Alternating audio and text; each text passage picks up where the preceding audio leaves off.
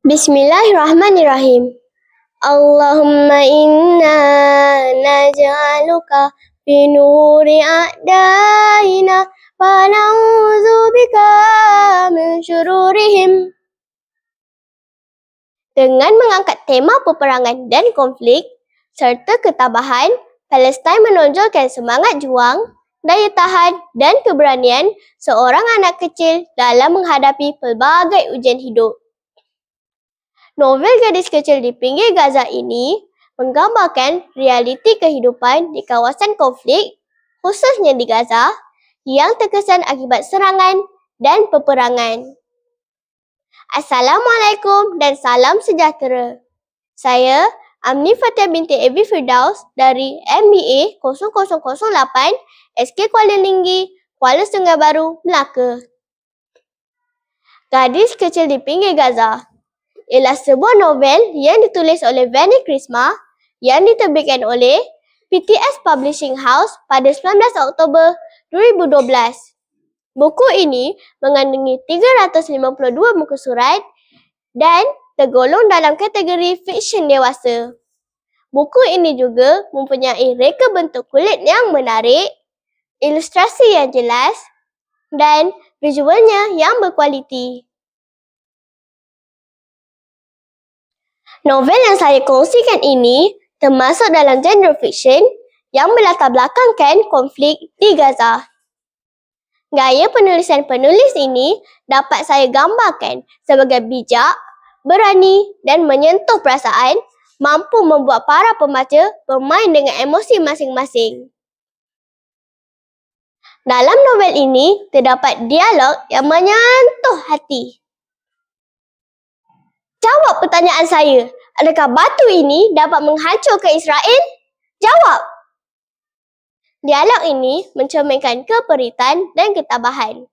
Mereka hanyalah anak-anak kecil yang terperangkap dalam peperangan yang tidak mereka pilih.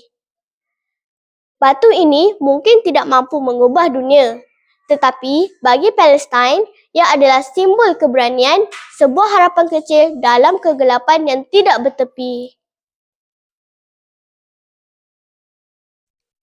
Secara ringkasnya, novel ini mengisahkan seorang gadis berusia 11 tahun bernama Palestin yang kehilangan ibu dan dua saudaranya akibat serangan roket Israel. Ayahnya, seorang pejuang Hamas, ditangkap oleh tentera Israel. Palestin kemudian tinggal di kamp perlindungan sementara Jabaliyah, di mana dia bertemu dengan Yanan dan Adibah yang menjadi teman seperjuangannya. Novel ini menggambarkan perjuangan dan ketabahan Palestin dalam menghadapi cabaran hidup di tengah-tengah konflik yang akhirnya mengorbankan nyawanya sendiri. Sedihnya. Walau bagaimanapun, saya kagum dengan keupayaan penulis menguji kekuatan emosi para pembaca dan kemampuan penulis membuat pembaca merasakan penderitaan masyarakat Palestin. Namun, terdapat juga kritikan mengenai kesinambungan antara watak yang dirasakan longgar di pertengahan dan penghujung cerita. Membaca novel ini dapat membuka mata pembaca terhadap realiti kehidupan di kawasan konflik seperti Gaza. Ia mengingatkan kita tentang pentingnya rasa syukur, empati dan kesedaran terhadap penderitaan yang dialami oleh orang lain.